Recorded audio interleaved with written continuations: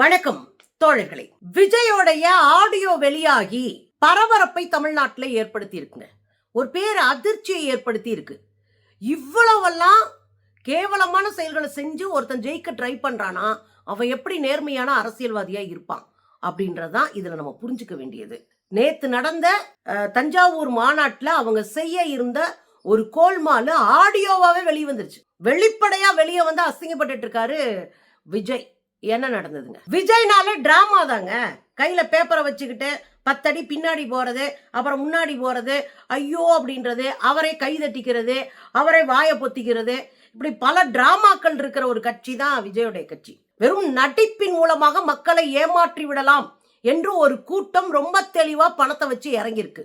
அதுதான் தமிழக வெற்றி கழகம். சரி, நீங்க போறீங்க, மக்களை சந்திக்கிறீங்க. இந்த மக்களை சந்திக்கிறது கூட நாம அடின்னு அடிச்சு துவைச்சு புரிய வச்சோம் மக்களை சந்திக்கிறதுக்கு. சரி, மக்களை சந்திக்கிறீங்க, போற இடத்துல பூரா இளவு, போற இடத்துல பூரா 4 பேரை சாவடிக்கிறது, போற இடத்துல பூரா 4 வீட்டை தெருவில் கொண்டு வந்து நிப்பாட்டுறது, அது அண்ணனுடைய தொடர்கதையா இருந்துட்டு இருக்கு. கொஞ்சம் கூட திருந்தாத இந்த கும்பல் நேத்து கூட நீங்க பாக்குறீங்கன்னா 5000 பேரு QR கோடு, அது இது, குழந்தைய கூட்டு வரக்கூடாது, சின்ன பசங்க வரக்கூடாது, முதியோர்கள் வரக்கூடாது, வாய்கிளிய பேசுது இந்த கும்பல். தமிழ்நாடு அரசு எங்களை கூட்டம் கூட விடாம தடுக்குது. நீ இப்படி பண்ணி வீட்டுக்கு இலை விழுத்து விட்டுட்டு இருந்தீங்கன்னா உன் கட்சியவே தடை பண்ணலாம். நீ என்ன வந்து அறுத்து தள்ள போறீங்க? இவ்வளோ ஃப்ராடுத்தனம் பண்ணி ஒரு கட்சி நடத்த முடியுமா? என் வாழ்க்கையில 19 வயசுல இருந்து நான் அரசியலை பார்த்துட்டு இருக்கேன், அரசியலை இயங்கிக்கிட்டு இருக்கேன். என் வாழ்க்கையில இவ்வளவு ஒரு மோசடியான, ஒரு கேவலமான, உள்ளடி வேலை பார்க்கிற ஒரு கட்சியை நான் பார்த்ததே இல்லை. 2வது, ஒரு பொய் கதைகளை கட்டமைச்சு தன் மீது ஒரு இரக்கத்தை உண்டு பண்ணி அதனால ஓட்டு வாங்கலாம்னு நினைக்கிற ஒரு கேடுகட்ட கட்சி நான் பார்த்ததே இல்லைங்க. இதான் முதல் தடவையா நான் பாக்குறேன். நேத்து நடந்தது இல்லைங்க தஞ்சாவூர் கூட்டம். அண்ணன் ஒளரி கொட்டினதை நீங்களும் பார்த்தீங்க. அந்த தஞ்சாவூர் கூட்டத்துல ஒரு 5 பேர் அடிபட்டாங்க, உங்களுக்கு தெரியும். அந்த 5 பேர்ல 4 பேருக்கு எலும்பு முறிவு, காயங்கள் இப்படி இருக்கு. ஒருத்தர் கோமா ஸ்டேஜ்ல இருக்காரு. அந்த பையன் பேரு விக்னேஷ், ஒரு பால் வியாபாரியோடைய பையன். ட்வின்ஸ். அந்த பையன் ட்வின்ஸ் பையங்கள்ல ஒருத்தர் தான் இங்க வந்திருக்காரு. காலேஜுக்கு போறேன்னு அப்பா அம்மா கிட்ட சொல்லியிருக்காரு. அப்பா அம்மா கிட்ட சொல்லிட்டு காலேஜுக்கு போனவரு அங்க தன்னுடைய வண்டியை ஒரு ஃப்ரெண்டு கிட்ட கொடுத்து அவர் வண்டியை வாங்கிட்டு வந்திருக்காரு. இவர் கையில வச்சிருக்கிறது எலக்ட்ரிக் ஸ்கூட்டர். அவங்க அப்பா வெளியே பெரிய வண்டிலாம் வாங்கி தர மாட்டேன், எலக்ட்ரிக் ஸ்கூட்டர் தான் பாதுகாப்பா நீ பாட்டு பக்கத்துல போயிட்டு வர்றதுக்கு போதும் அப்படின்னு வாங்கி கொடுத்துருக்காரு. ஆனா இவன் தஞ்சாவூர் வர்றதுக்காக இந்த எலக்ட்ரிக் ஸ்கூட்டரை ஃப்ரெண்டு கிட்ட கொடுத்துட்டு அவன் வண்டியை வாங்கிட்டு 2 பேரும் சேர்ந்து வந்திருக்கானுங்க. ஃப்ரெண்ட்ஸ் 2 பேரும் ஒரே கிளாஸ்மேட். இவர் யாருடா அப்படின்னா அவங்க அப்பா வந்து கதறி அழுகிறார். ஹாஸ்பிட்டல்ல கிடக்குற அந்த பையன் அடிபட்டு. ஒரு வெள்ளச்சட்டை போட்ட பையன் எந்திரிக்கவே இல்லைங்கன்னு நேத்துல இருந்து நான் புலம்பிட்டு இருந்தேன்ல, அந்த பையனுக்கு மூளையில ரத்தம் கசிஞ்சிட்டு இருக்கான். காப்பாது ரொம்ப கஷ்டம், 48 மணி நேரம் கழிச்சு தான் சொல்ல முடியும் டாக்டர் சொல்லிட்டாங்க. இந்த 48 மணி நேரம் கழிச்சு சொல்ல முடியும்னு சொல்ற டாக்டர் 2 லட்சம் ரூபாய் கேட்டிருக்காங்க. ஒரு தஞ்சாவூர்ல இருக்கிற ஒரு சின்ன மருத்துவமனை 2 லட்சம் ரூபாய் கேட்டிருக்காங்க. இவர் நைட்டு போயிருக்கிறாரு, பேட்டி எடுக்கிறாங்க தொலைக்காட்சியில. என்னங்காச்சு பிள்ளைக்கு, என்னை பார்க்க விடல, ரொம்ப கஷ்டம்ன்றாங்க, ஐசியூல ரொம்ப சீரியஸா கிரிட்டிக்கலா இருக்கான்றாங்க, 2 நாள் கழிச்சு தான் தகவலே சொல்லிடுறான்னு இருக்காங்க, 2 லட்சம் ரூபாய் கட்ட சொல்லியிருக்காங்க. நீங்க என்ன பண்ணுவீங்க? என்னங்க பண்றது? பிள்ளைய காப்பாற்றணும், நல்லதா செய்யணும், நாளைக்கு அவன் திருந்துற மாதிரி எதையாவது செய்யணும், எதையாவது வித்து கூட நான் அவனை காப்பாற்றணுங்க அப்படின்ற. பாருங்க, இவங்க கட்சி வந்து நம்மளுக்கு என்னங்க இது பண்ண முடியும்?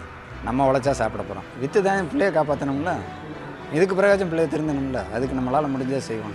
41 பேர் செத்தவங்களே பார்க்காதீங்க, இங்கே தான் வந்து பார்க்க போகிறேன். ரொம்ப வேதனையா இருக்குங்க. இந்த பசங்களுக்கு கொஞ்சம் கூட அரசியல் அறிவு இல்லை. குறைந்தபட்சம் பெத்தவங்களையாவது யோசிக்கல. அந்த குழந்தைங்க தடாலடியா பேசுறோம்னு நினைச்சுக்கிட்டு வாய் வந்ததெல்லாம் பேசி அவமானப்பட்டுக்கிட்டு கிடக்கு யாரோ ஒரு நடிகனுக்காக.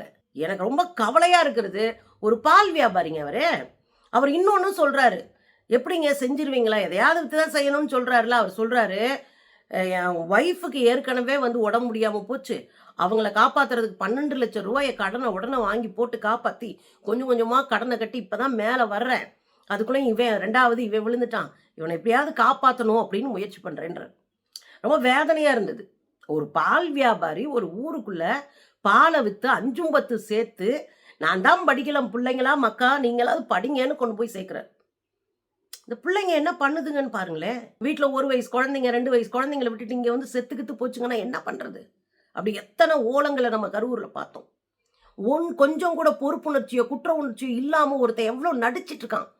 ஒரு நடிகனுக்கு போய் நம்ம வீட்டு பிள்ளைங்க எப்படி சாகுதுகளேன்ற கவலை வேணா? நீ யாருக்கும் ரசிகனாரு, நீ யாருக்கும் தொண்டனாரு, எந்த கட்சியில இரு, ஆனா குறைஞ்சபட்சம் அறிவோட இரு. இன்னைக்கு யாருங்க ஒருத்தன் போய் பார்க்கல, ஒரு ஆள் போய் என்னன்னு விசாரிக்கலங்க. அந்த பிள்ளைய செத்தா கூட போயிருவாங்க போல இருக்கு, போய் அங்க ரீல்ஸ் எடுப்பாங்க. அப்படிதான் நடந்துச்சு சேலத்துல. செத்த பிறகு ரீல்ஸ் எடுத்தானுங்க போய் வீட்டுல. அந்த அந்த உடம்ப வாங்க மாட்டோம்னு சொல்லி ரோட்ல ஸ்ட்ரைக் பண்ண பிறகு ஓடி போய் 3 லட்சம் ரூபாயை கொடுத்துட்டு அந்த வீட்டுக்கு, என்னங்க அந்த தெருவில் அந்த குடும்பமே நாசமா போச்சு. அந்த ஒண்ணுமே தெரியாத அந்த பொண்ணு 2 குழந்தைங்களோட சொந்த ஊருக்கு போகுது. என்ன பண்ணும்? 3 லட்சம் ரூபாய் என்ன உட்காந்து மெதுவா தின்னா கூட 1 வருஷம் காலி ஆயிராதா? போச்சா அந்த குடும்பம்.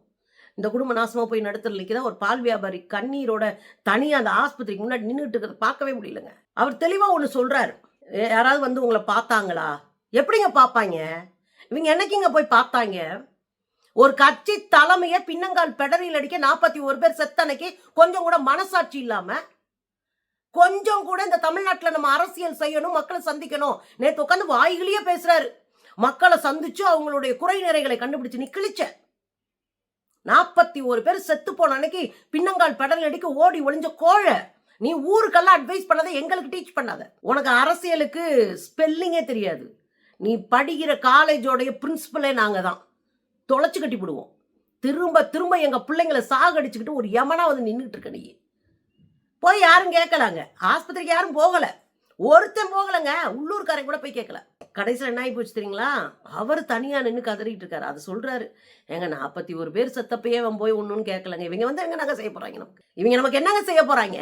நம்ம பிள்ளைய நம்ம திருத்துவோங்கன்றாரு. இதுதான் யதார்த்தம். இதுல ஒரு விஷயம் நீங்க தொடர்ந்து கவனிச்சீங்களா தோழர்களே? இந்த பசங்க காட்டுமிராண்டித்தனமா இந்த சினிமா நடிகனுக்காக இறங்கியிருக்கான். பல உதாரணங்களை என்னால சொல்ல முடியும். நீங்க 41 பேருடைய மரணத்துல ஒருத்தன் கோழை வேகம் ஓடி வந்து ஒளிஞ்ச உடனே தமிழ்நாடு முழுவதும் போஸ்ட் ஓட்டப்படுது, உடனடியாக விஜயை கைது பண்ணு. உடனே அந்தந்த ஊர்ல இருக்கிற அந்த பசங்க இருக்காங்க பாருங்க, தற்கூறிங்க. ஒரு திருச்சிக்கிட்டு தான் ஒரு பையன் வீட்டுக்கே போய் அவனை மிரட்டி அந்த பையன் பயத்துல சூசைட் பண்ணிட்டான், தூக்கு மாட்டிட்டான். அவ்வளவு கேடுகட்ட கும்பல். அவனுக்கு ஏத்த ஆளுக தான், விஜய்க்கு ஏத்த ஆளுக தான். ஏன் அவன் பேசுறேன்னா அவ்வளவு கோபமா இருக்குங்க.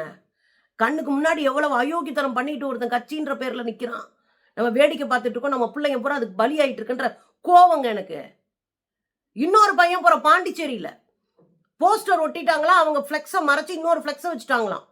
அதுல ஏற்கனவே தகராறு இருந்துச்சான். ஒரு 15-20 பேரை கூட்டிக்கிட்டு வீட்டுக்கு போறான். ஒரு காங்கிரஸ்காரங்க வீட்டுல ஏறி போய் அவங்க பிள்ளை குட்டி புடிச்ச முன்னாடி 50 பேரை அடிச்சு போட்டுட்டு ஓடி போயிட்டானுங்க. அது வீடியோவே வெளியே வந்துச்சு, நாம கூட பேசியிருக்கோம். கடைசியில் அவர் கம்ப்ளைண்ட் கொடுத்து அதை என்ன பண்ணாங்க, அது கேஸ் ஆகி அவனை தூக்கி உள்ள போட்டாங்க. இது ஒரு பக்கம். தமிழ்நாடு பூரா போஸ்ட் ஓட்டுனாங்க இல்லையா விஜய்க்கு எதிரா, உடனே போய் அதை பிரிச்சு கிழிச்செறிறாங்க. இதெல்லாம் யார் பண்ணுவா? பாஜக காரன் பண்ணுவான். இந்த போஸ்ட் ஓட்டுனா கிழிச்செறிகிறது இதெல்லாம் பாஜக பண்ணுவான். பாஜகவே போஸ்ட் ஓட்டுனா நம்ம கிழிக்க மாட்டோம், ஏன்னா நமக்கு அரசியல் தெரியும். ஆனா பாஜக தற்கூரிகளுடைய தம்பிங்கள் தான் இந்த கும்பல் போய் போஸ்டர் கிழிக்கிறது. வடச்சென்னையில போய் நின்றுக்கிட்டு எவ்வளவு 4 மாத கர்ப்பிணி, அந்த பொண்ணு ஆஸ்பத்திரியில் இருக்கு, அந்த பொண்ணு ஐசியூல இருக்குன்னா அந்த பொண்ணு முன்னாடி நின்று பேட்டி கொடுத்துக்கிட்டு இருக்கு. எம்பிட்டு டிராமாங்க பண்ணுவானுங்க. அந்த டிராமாவில் ஒண்ணுதான் நேத்து பண்றதா இருந்திருக்கு. அதுதான் ஆடியோவா வெளியாகி கையும் களவுமா சிக்கிருக்கானுங்க. என்ன டிராமா பண்ண ட்ரை பண்ணிருக்காங்க தெரியுமா? நம்ம முந்தா நாளே பேசணும், உங்களுக்கு நினைவு இருக்கும்னு நினைக்கிறேன். முதல்ல அண்ணன் போய் தஞ்சாவூருக்கு போயிடுறது. தஞ்சாவூரை போய் மேடையில பேசிட்டு இருக்கும்போது திடீர்னு அழுகிறது. திடீர்னு அண்ணன் அழுகிறது. அழுத உடனே என்ன பண்றதுன்னா, கீழே முதல் வரிசையில பெண்களை உட்கார வச்சிருது. முன்னாடியெல்லாம் யாரும் உட்காந்துருப்பா? ஆம்பளைங்களா உட்காந்துருப்பாங்க. நேத்து நீங்க போய் பார்த்தீங்கன்னா தஞ்சாவூர் கூட்டத்தில் பெண்கள் தான் உட்கார வச்சிருந்தாங்க. பெண்களை உட்கார வச்சிருது முதல் வரிசையில. இவர் அழுத உடனே அந்த முதல் வரிசையில் இருக்கிற பெண்களுக்கு ஏற்கனவே சொல்லிடுறது, நீங்க மேடையில போய் அண்ணனை கட்டி பிடிச்சு அழாதீங்கன்னே, நாங்க இருக்கோம்னு சொல்லணும். இதுதான் அவங்க ஸ்கிரிப்ட். இதுதான் அவங்க ஸ்கிரிப்டே. அண்ணன் மேடையில் அழுவாரு. போன முறை அதை தானே செஞ்சாரு. அப்படியே வெளியே போனாரு, பின்னாடி போனாரு, இது பண்ணாரு. அப்புறம் ஸ்கிரிப்டே வெளியாகி அசிங்கப்பட்டாரு. அசிங்கப்பட்டாரா இல்லையா? பின்னாடி போகவும், 10 அடி தள்ளி நிற்கவும், புல் ஸ்டாப் வைக்கவும், இடைவெளி விடவும் அசிங்கப்பட்டாரா இல்லையா? அதே மாதிரி டிராமா தான் இங்கேயும் நடக்க பார்த்துருக்கு. அதுலயும் நீங்க பாத்தீங்கன்னா அண்ணன் அழுவார். பேசிட்டு இருக்கும்போது திடீர்னு அழுவார். அழுதோடனே பொம்பளை பிள்ளைங்கலாம் ஓடி போய் அண்ணனை கட்டி பிடிச்சு என்ன சொல்லணும், நாங்க இருக்கனே உங்களுக்கு, தமிழ்நாட்டில் இருக்கிற பெண்கள் எல்லாம் உங்க பக்கம் நிக்கிறோனே அப்படின்னு சொல்லணும். இதை சொன்னது மட்டும் பத்தாது, இதை எல்லாரும் பயங்கரமா ட்ரெண்ட் பண்ணணும். தமிழ்நாட்டின் பெண்கள் அண்ணனோடு அப்படின்னு ட்ரெண்ட் பண்ணணும். இது மாதிரி ஒரு அஜெண்டா செட் பண்ணிருக்கோம்னு பேசுறாங்க. இங்க 3 டீம் வேலை செய்யுது விஜய்க்கு. ஒன்னு வாய்ஸ் ஆஃப் காமன், ஒன்னு அத நேரடியாவே ஆதவர்ஜுனாவுடைய கம்பெனி வாய்ஸ் ஆஃப் காமன். அவங்களும் மக்கள்கிட்ட பேட்டி எடுக்கிறது இந்த வேலையெல்லாம் பார்த்துட்டு ஒரு கட்சிக்கு வந்து அரசியல் வேலை பார்ப்பாங்க. அதை வச்சுதான் டிஎம்கேக்கு அரசியல் வேலை பார்த்து காசு வாங்கி கஞ்சியை குடிச்சாரு இந்த ஆளு. வாய்ஸ் ஆஃப் காமன், ரூட்னு ஒரு நிறுவனம் இருக்கு, பிஆர்னு ஒரு நிறுவனம் இருக்கு. இந்த 3 நிறுவனங்கள் சேர்ந்துதான் இங்க என்ன பண்றாங்க, இவங்களுக்கு சமூக வலைத்தளங்கள்ல பரப்புரை பிரச்சாரம், பொய்ய பரப்புறது, ஆளுங்கட்சிக்கு எதிரான நிக்கிறது, பெண்களை கேவலமா பேசுறது, இழிவா பேசுறது, அவங்க குறித்து தரக்குறைவா பேசுறது. ஜூலியெல்லாம் அவ்வளவு தரக்குறைவா பேசிட்டு இருக்கானுங்க. உன்னை கருத்தியெல்லாம் எதுக்க முடியலன்னா தரக்குறைவா இறங்கி அடிக்கிறது. இதெல்லாம் செய்யறது இந்த டீம் தான். இதுக்கு யார் பணம் கொடுக்கறது, யார் நிக்கிறதுனா ஆதவர்ஜுனா. ஆதவர்ஜுனா ஒரு கிரிமினல் கார்பரேட் கிரிமினல். ஒரு பொண்ணைய லவ் பண்ணி அவங்க அப்பங்கிட்ட சொத்தை வாங்கி தன்னை பணக்காரனா காமிச்சுக்கிட்ட ஒரு தற்குறி கிரிமினல் ஆதவர்ஜுனா. நீங்க குறைச்செல்லாம் மதிப்பிட முடியாது. 1000 விஜய்க்கு சமான Aadhav Arjuna. Politically corrupted, politically accept பண்ண முடியாத ஒரு ஒரு மொன்ன இந்த ஆதவர்ஜுனா. இவர் தான் இதெல்லாம் செட் பண்ணி கொடுக்குறாரு. எது, இந்த நாடகத்தை செட் பண்ணி கொடுக்குறாரு. உடனே இந்த டீம்ல இருந்து ஒருத்தர் போய் மற்ற இந்த கூலிப்படை இருக்குல்ல, ஆன்லைன் கூலிப்படை, இந்த ஆன்லைன் கூலிப்படைக்கு என்ன வேலைன்னா அவங்க ஒரு டார்கெட் கொடுத்துருவாங்க, அதை நோக்கி காசை வாங்கிட்டு பயணிக்கிறது. இப்ப நம்ம எல்லாம் போடுறோம் 5 ரூபா வாங்காம ஆன்லைன்ல இருந்து அடிச்சு ஆடிட்டு இருக்கோம். ஏன், அரசியலா தமிழ்நாடு தலை நிமிர்ந்து நிக்கணும். தமிழ்நாட்டுக்குன்னு ஒரு அரசியல் வரலாறு பாரம்பரியம் பண்பாடு உண்டு, அதை கட்டி காக்கணும். என் பங்க நான் செய்யறேன் அப்படின்னு நம்ம நிக்கிறோம். நம்மகிட்ட இருந்து 200 ரூபா ஊப்பின்னு வாங்க, 200 ரூபா இல்ல 20 பைசா கூட நம்ம வாங்கல. தெளிவா புரிஞ்சுக்கோங்க, 20 பைசா கூட நம்ம வாங்கல. இதெல்லாம் நம்ம தமிழ்நாட்டுக்காக, நம்ம அரசியல் சித்தாந்தத்துக்காக, நம்ம தெளிவா இருக்கிற அரசியல் நம்பிக்கைக்காக நம்ம செஞ்சிட்டு இருக்கோம். இந்த கூட்டம் காசை வாங்கிட்டு இந்த கூலிப்படை எதை வேணாலும் பேசுது.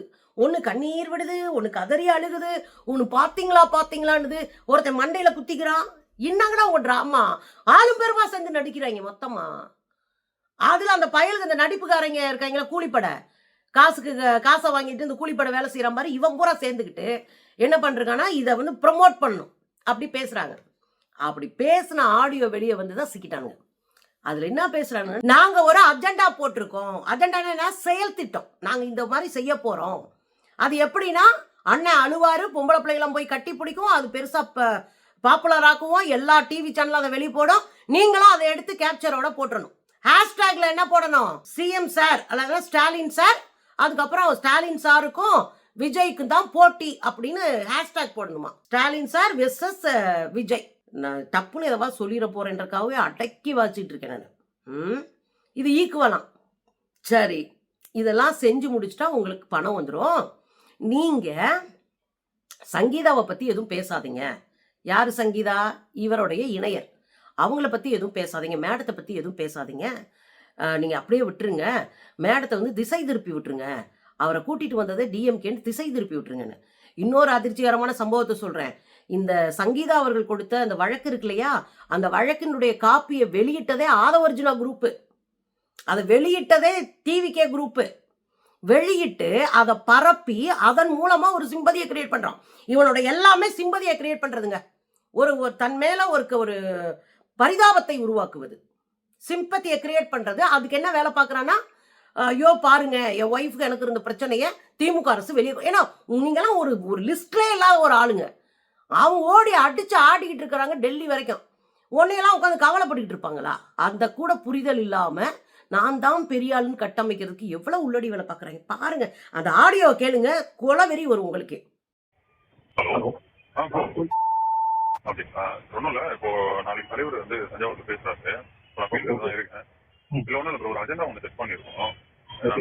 இப்போ அந்த மேடம் டைவர்ஸ் இது பத்தி நாளைக்கு தலைவர் பேசுவாரு. பேசும்போது கொஞ்சம் எமோஷனலா ஆகிற மாதிரி ஒரு பிளான் இருக்கு, அழுதுட்டு பேசுற மாதிரி ஒரு பிளான் பண்ணிருக்கு. அது பண்ணும் போது என்ன பண்ண போறோம்னா, கீழே வந்து ஃப்ரண்ட்ல ஃபுல்லா லேடிஸ் கிட்ட வச்சுட்டு அவங்க வந்து தலைவரை பார்த்து தளபதி நீங்க அழுவாதீங்க நாங்க இருக்கிறோம், அந்த மாதிரி தலைவருக்கு சப்போர்ட்டா, ஸோ லேடிஸ் எல்லாருமே தலைவருக்கு சப்போர்ட்டா தான் இருக்காங்க அப்படின்ற மாதிரி செட் பண்ணிருக்கோம். நாளைக்கு மெயினா இதுதான் ஃபோக்கஸ் பண்ற மாதிரி இருக்கும். இதை ஹைலைட் பண்ணி சோசியல் மீடியால ஃபுல்லா இது கொஞ்சம் ட்ரெண்ட் பண்ணி விடுற மாதிரி இருக்கும். Okay bro. அந்த ப்ராசஸ் மட்டும் கொஞ்சம் சீக்கிரம் வந்துச்சுன்னா ஓகே ப்ரோ. அது லாஸ்ட் டைம் வந்து கொஞ்சம் நெட்வொர்க் இஷ்யூன்றதுனால டிலே ஆயிடுச்சு. இந்த வாட்டி தான் ஆகுது. ஓகே உங்களுக்கு எல்லாமே மோஸ்ட்லி எல்லாமே சீக்கிரம் வந்துடும். ஓகே ஹேஷ்டேக் மட்டும் பார்த்துக்கங்க. சாண்ட்விச் தளபதி அந்த மாதிரி ஹேஷ்டேக் மட்டும் போட்டு ட்ரெண்ட் பண்ணுங்க. இன்ஃபுளுசர்ஸ் எல்லாம் நீங்க பேசுங்க சோசியல் மீடியாவில். மேடம் இல்ல மேடம் பத்தி நம்ம எதுவும் பேச வேணும்னு சொல்லிட்டேன். ஓகே எப்பயும் போல டிஎம்கே வந்து பண்றாங்க, அவங்க தான் இது பண்றாங்க. அந்த மாதிரி தலைவரை வந்து முடக்கிறதுக்கு அவங்க பண்ற ஒரு சதி இது, அந்த மாதிரி பண்ணுங்க. ஓகே மெயின் வந்து தளபதி அழுகுறாரு, அது நம்ம மெயினா போக்கஸ் பண்ணோம். அதுக்கு வந்து கீழே இருந்து இந்த லேடிஸ்லாம் அவருக்கு சப்போர்ட் பண்ற மாதிரி இருக்கு. அவர்கிட்ட பேசி அவரு வந்து ஃபுல்லா ரெடி பண்ணி பண்றன்ற மாதிரி சொல்லியிருக்காரு. மாவட்ட செயலாளர்கிட்ட பேசிட்டாரு. நாளைக்கு ஃபுல் ஃபோக்கஸ் வந்து தளபதி அழுகுறதும், அதுக்கு லேடிஸ் வந்து அவருக்கு சப்போர்ட்டிவா இருக்கிறது, அப்புறம் அவங்க அழுகுறது. ஒரு சில வீடியோஸ் எல்லாம் வரும், மாவட்ட செயலாளர்கிட்ட சொல்லிருக்கோம். மாதிரி தலைவருக்கு சப்போர்ட்டா லேடிஸ் வந்து பேசி வீடியோ மாதிரி பேசி ரீல்ஸ் எல்லாம் போட சொல்லுங்க. அந்த மாதிரி நீங்க அதை விட ட்ரெண்ட் பண்ணுங்க. ஓகே மேடம் பத்தி ரொம்ப இது பண்ணிக்காம, மேடம் பத்தி பேசாமலே இருந்துங்க. அவங்கள எதுவும் டச் பண்ணி வேண்டாம். ஓகே ஃபுல் சேஃப் ஆயிடும். Okay bro.